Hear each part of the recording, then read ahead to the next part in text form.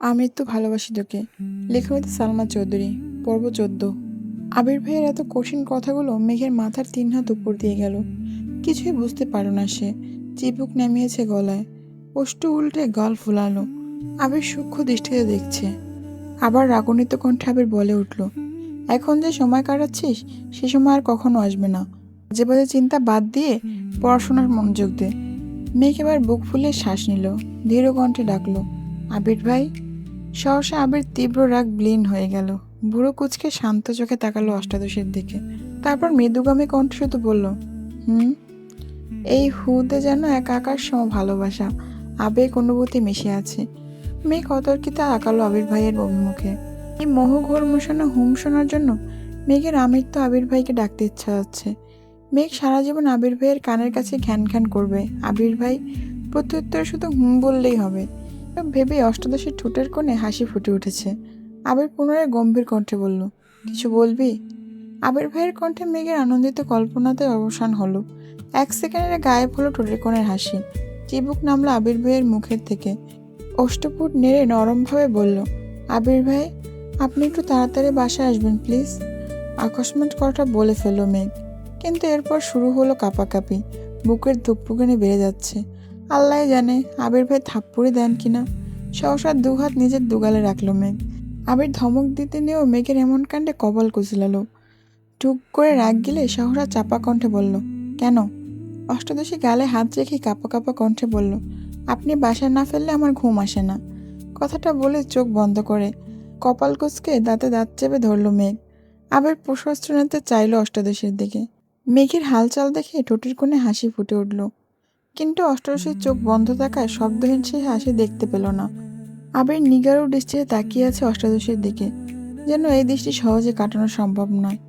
কয়েক মুহূর্ত চলল এভাবে। কিছুক্ষণ পর আবিরের ফোনে কল আসায় মনোযোগ নষ্ট হলো। পকেট থেকে ফোন বের করলো, অফিসের কল। তৎক্ষণাৎ রিসিভ করলো। 30 সেকেন্ড হবে হয়তো, কথা বলে রেখে দিল।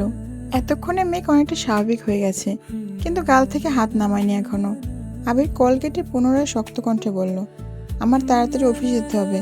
আমার খাওয়া শেষ হওয়ার আগে তোকে যেন খাবার টেবিলে দেখি। এই বলে করিডোরের দিকে পা বাড়ল আবির। মেঘ পেছন থেকে কোমল কণ্ঠে আবার ডাকলো, আবির ভাই। আবির সহসা উত্তর দিল, হুম। এই হুমটা ছোট্ট মেঘের বুকে বারবার যেন ধাক্কা লাগছে। কোমল কণ্ঠে বলল, বললেন না তো তাড়াতাড়ি আসবেন কিনা। আবির ঘাড় ঘুরে তাকালো। মেঘ সঙ্গে সঙ্গে মাথা নিচু করে ফেললো। আবির কিছুটা গম্ভীর কণ্ঠে বলল, আসতে পারি যদি তুই আমার কথা মানিস। আর কিছু না বলে দ্রুত পায়ে নেমে গেল নিচে। আবির ভাই এত সহজে মেনে নিয়েছে ভেবেই মেঘ খুশিতে আত্মহারা হয়ে যাচ্ছে। দ্রুত ফ্রেশ হয়ে চুলগুলো ঠিকঠাক করে উটোপুটি করে নিচে নামতে লাগলো। হাসি মুখে এসে বসলো আবির ভাইয়ের বিপরীতে। একবার দেখলো আবির ভাইকে, প্লেটের দিকেও তাকালো, কিন্তু ততক্ষণে আবির ভাইয়ের খাওয়া শেষ। মেঘ খাওয়া শুরু করতে করতে আবির ভাইয়ের খাওয়া শেষ করে উঠে ফ্রেশ হয়ে অফিসের উদ্দেশ্যে চলে যাচ্ছে। মেঘ এক মুহূর্ত তাকিয়ে রইল আবির ভাইয়ের দিকে, তারপর স্বাভাবিক হয়ে খেতে শুরু করলো। আবির ভাইয়ের এত কথার মধ্যে হুমটা যেন বারবার তার কানে বাজছে। সবগুলো কথা মনে পড়ছে। খাওয়া শেষ করে রুমে গিয়ে শুয়ে শুয়ে আবির ভাইয়ের কথা ভাবছে। মেঘ মনে মনে নিজেকে প্রশ্ন করছে, সে প্রশ্নের উত্তর নিজেই দিচ্ছে। সবশেষে সব প্রশ্নের একটাই উত্তর পেল, আবির ভাই চান আমি ভালোভাবে পড়াশোনা করি। তার মানে এতেই আবির ভাই খুশি হবেন। আজ থেকে আমি সিরিয়াসলি পড়াশোনা করব। তারপর দেখব আবির ভাই আমার সাথে ভালোভাবে কথা বলে কিনা। কিছুক্ষণ শুয়ে থেকে সব ভেবে সহসা উঠে পড়তে বসলো। মেঘ সবসময় জোরে পড়ে। মেঘ পড়লে করিডোর থেকে তা শোনা যায়, পাশাপাশি তানভীর বা আবিরের রুম থেকেও মোটামুটি শোনা যায়। গোসল, নামাজ, কোচিং, টিউশন সবকিছু সময় মতো করছে মেঘ, যেন আবির ভাই আর রাগ দেখাতে না পারে। কী সব ধ্বংসের কথা বলল! এসব কথা কঠিন কথা, যেন আর না শুনতে হয়। আবির ভাই যেন সর্বদা কোমল ভালোবাসা মিশ্রিতে হুম বলে, আর কিছু বলতে হবে না। এদিকে মনোনয়নের ফলাফল ঘোষণা করা হয়েছে। তানভীরদের এমপি দলীয় প্রতীক মনোনীত হয়েছে। পার্টি অফিস থেকে শুরু করে এমপির বাড়ি পর্যন্ত হইচই শুরু হয়েছে। নিষেধাজ্ঞা অমান্য করে সব গণভাবে মিছিল দিচ্ছে। প্রথমবারের মতো মনোনীত হয়েছে এমপি। তানভীর সহ সভাপতি, সাধারণ সম্পাদক, সাধারণ সদস্যরা মিষ্টি খাচ্ছেন সবাইকে। এক পর্যায়ে এমপির বাড়িতে গেল তানভীর সহ আরও 2-4 জন। এমপির মেয়ে হাসি মুখে তানভীরের সামনে এসে দাঁড়ালো। বাবা মনোনয়ন পেয়েছে, এতে মেয়ের খুশি সীমানা নেই, কিন্তু তানভীর মেয়েকে দেখে কিছুটা ঘাবড়ে গেছে। আবির ভাই গতরাতে বুঝিয়ে গেল, তারপর যদি মেয়ে পাগলামি করে আর সেটা এমপির নজরে পড়লেই তানভীর শেষ। তানভীর কিছুটা ভীতু গলায় বলল, কিছু বলবেন? এমপির মেয়ে হাসি মুখে উত্তর দিল, হ্যাঁ ভাইয়া। তানভীর কপাল কুঁচলে বলল, কি? এমপির মেয়ে হাসি থামিয়ে কিছুটা গম্ভীর কণ্ঠে বলল, আই এম সরি ভাইয়া, আমি আপনাকে এই কিছুদিন অনেক জ্বালিয়েছি। আপনি এতবার বলেছেন আবির ভাইয়ের গার্লফ্রেন্ড আছে, কিন্তু আমি বিশ্বাসই করিনি। গতকাল আবির ভাইও বলে গেছেন ওনার জীবনে অন্য কেউ আছে। এই জন্য আমি সিদ্ধান্ত নিয়েছি আর কোনোদিন ওনার কথা জিজ্ঞাসা করব না আপনাকে। আপনাকেও আর বিরক্ত করব না কখনো। আপনি অনেক ভালো। আমি চাই আপনি আব্বুর জন্য সর্বদা চেষ্টা করুন যাতে আব্বু এমপি হতে পারেন। তানভীরের চোখ ছানা বড়া হয়ে গেল। মনে মনে বলছে, বাহ ভাইয়া, তোমার 2 মিনিটের কথা আমার 15 দিনের সমস্যার সমাধান করে দিলে। You are great bro. হাসিমুখে বলল, তুমি যে বুঝতে পেরেছো এতেই খুশি। এইটুকু বলে মেয়ের থেকে বিদায় নিয়ে এমপির সাথে দেখা করতে গেল। বর্ষাকাল শুরু হয়ে গেছে, কিন্তু এখনো বৃষ্টি শুরু হয়নি। আজ বিকেল থেকে আকাশে মেঘের গর্জন।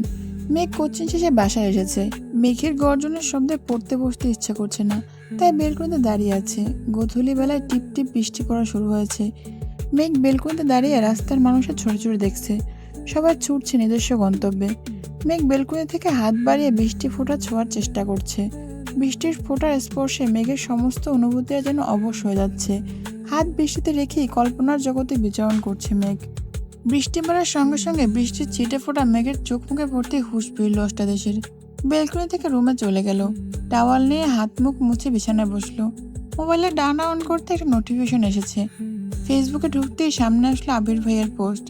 অফিসের বেলকনি থেকে তোলা হাতের ছবি। ফোঁটায় ফোঁটায় বৃষ্টিতে পানি জমে আছে হাতে। সাথে বৃষ্টি নিয়ে সুন্দর একটা ক্যাপশনও দিয়েছে।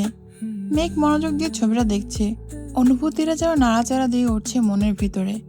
আবির ভাইও বৃষ্টিতে হাত ভিজিয়েছে, তার মানে আবির ভাইয়েরও বৃষ্টি ভালো লাগে। ভাবতে লাজুক হাসলো মেঘ। নিজের ভালো লাগাগুলো যদি ভালোবাসার মানুষের সাথে মিলে যায় তাহলে আর কি লাগে। সন্ধ্যার পর 2 ঘন্টা পড়াশোনা করলো মেঘ। বৃষ্টি বেশি থাকার কারণে জান্নাত আপু আসবে না বলেছে। বাড়ির কর্তারাও বাড়ি ফিরে এসেছেন সেই বৃষ্টির শুরুর দিকে। গাড়িতে চলাচল করায় বৃষ্টি ছুঁতে পারেনি ওনাদের। তানভীরও হই হুল্লোড় করে বাড়ি ফিরেছে ঘন্টাখানেক আগে। আকলিমা খান ডাকছেন সবাইকে খাবারের জন্য। মেঘ নেমে একবার দেখলো ডাইনিং টেবিলের দিকে। আবির ভাই এখনো ফেরেনি, বাকি সবাই আছে। মেঘ পা বাড়ালো টেবিলের দিকে। তখনই কাকবাজা হয়ে ফিরছে আবির। মাথা থেকে পা পর্যন্ত ভিজে একাকার অবস্থা। মেঘ চেয়ারে হাতল ধরে দাঁড়িয়ে পড়লো। আবিরের অবস্থা দেখে মোজাম্মেল খান বলে উঠল, কিরে, এই বৃষ্টির মধ্যে আসতে গেলি কেন? বৃষ্টি কমলে আসতে পারতি। আবির চুল ছাড়তে ছাড়তে উত্তর দিল, অফিসে বসে থাকতে ইচ্ছে করছিল না। সিঁড়ির দিকে যাচ্ছিল। মালিয়া খান ডেকে বললেন, তুই কি এখন খাবি নাকি পরে খাবি? আবির সিঁড়ি দিয়ে উঠতে উঠতে উত্তর দিল, 5 মিনিটে আসছি আমি। 5 মিনিটের মধ্যে ফ্রেশ হয়ে একটা হালকা গোলাপি রঙের শর্ট হাতার টি শার্টের সাথে কালো ট্রাউজার পরে নিচে নামলো। ততক্ষণে মোজাম্মেল খান আলী আহমেদ খান চলে গেছেন। তানভীরেরও খাওয়া শেষের দিকে।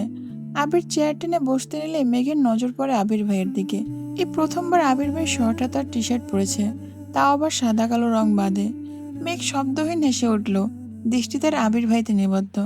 আবির বসে বলল, congratulation Tanvir, go head, best of luck. মেঘের দৃষ্টি এবার তানভীর ভাইয়ের দিকে। তানভীর ভাইয়া খুশিতে গদগদ হয়ে উত্তর দিল, থ্যাংক ইউ সো মাচ ভাইয়া। আবির এবার কিছুটা চিন্তিত স্বরে বলল, ওই বিষয়টা কি সমাধান হয়েছে? এবারও তানভীর হাসি মুখে জবাব দিল, জি ভাইয়া, আমার কাছে মাফও চেয়েছে। মেঘ মনোযোগ দিয়ে দুই ভাইয়ের কথোপকথন শুনছিল। সহসা উত্তেজিত কণ্ঠে বলে উঠল, কি হয়েছে? আবির মেঘের দিকে তাকিয়ে উত্তর দিল, তানভীরদের নেতা দলীয় মনোনয়ন পেয়েছে। মেঘ হয়ে এবার খুশি মনে ভাইকে অভিনন্দন জানায়, সাথে মিম আর আদি অভিনন্দন জানায়। মিম মজার ছলে বলে উঠল, ভাইয়া আমাদের ট্রিট দিবা না? তানভীর বলল, কি ট্রিট চাস বল? মেঘ তৎক্ষণাৎ উত্তর দিল, এখন ট্রিট লাগবে না, জিতলে পরে বড় করে ট্রিট খাবো। তানভীর বলল, কে তাহলে আমার পক্ষ থেকে তোদের নুডলস ট্রিট দিব রাত 10টায়।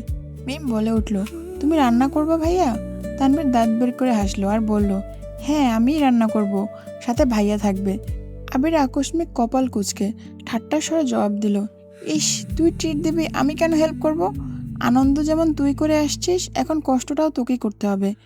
তানভীর ভুরু গুটি এক পলক তাকালো ভাইয়ের দিকে, তারপর বলল, ঠিক আছে ঠিক আছে, আমিই করব। তোমাদের আমার রুমে দাওয়াত রাত 10টায়। মেঘ, মিম আর আদি একসাথে বলে ওঠে, ইয়াহু।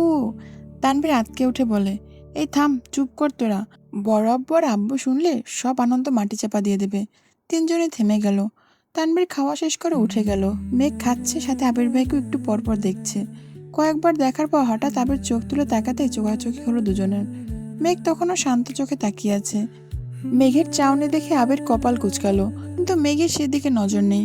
মিমার আদি খাচ্ছে, তাই আবির কোনো কথা না বলে টানা 2-3 বার ভুরু নাচালো। এতক্ষণে মেঘের আবেশ কাটে। লাজুক এসে মাথা নিচু করে ফেলে। মেঘ মাথা নিচু করতে খাবার শুরু করলো। রুমে গিয়ে আবারও পড়তে বসলো মেঘ। আবির খাওয়া শেষ করে কিছুক্ষণ মা, মামুনি আর কাকিদের সাথে গল্প করলো। এত রাতে বাড়ি ফেরায় তাদের সাথে ঠিকমতো কথা হয় না ছেলেটার। গল্প শেষে নিজের রুমে যাওয়ার পথে কানে ভেসে আসলো মেঘের পড়ার শব্দ। মুচকি হেসে রুমে চলে গেল।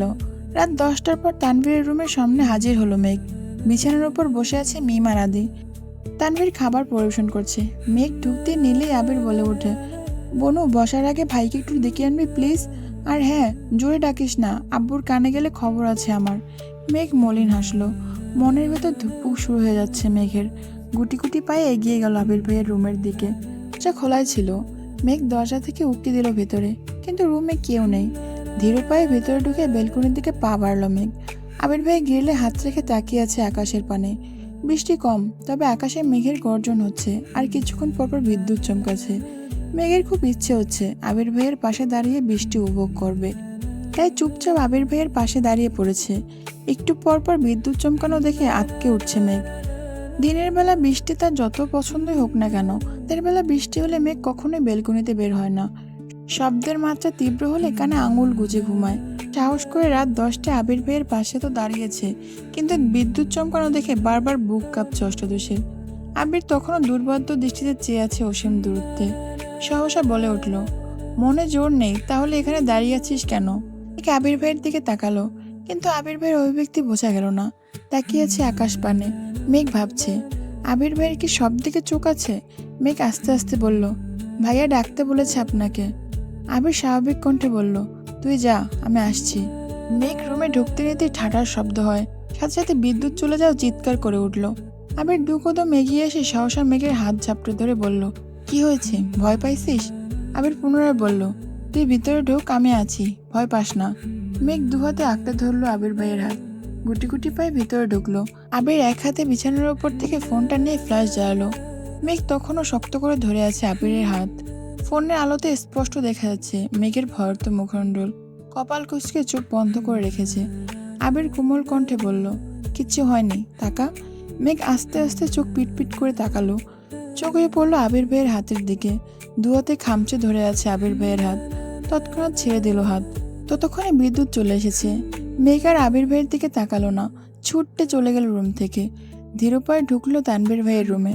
বিছানার এক কোণে বসে পড়লো মাথা নিচু করে। 1 মিনিটের মধ্যে আবিরও রুমে ঢুকলো। তানভীর সবাইকে খাবার দিতে ব্যস্ত হলো। নুডলস, চা, বিস্কিট সাথে মুড়ি মাখিয়েছে। আবির তানভীরের দিকে তাকিয়ে ঠাট্টার স্বরে বলল, বাহ, এত আয়োজন, সাবাস। তানভীর হাসি মুখে বলল, খেতে ভালো না হলে কেউ অভিযোগ করবা না।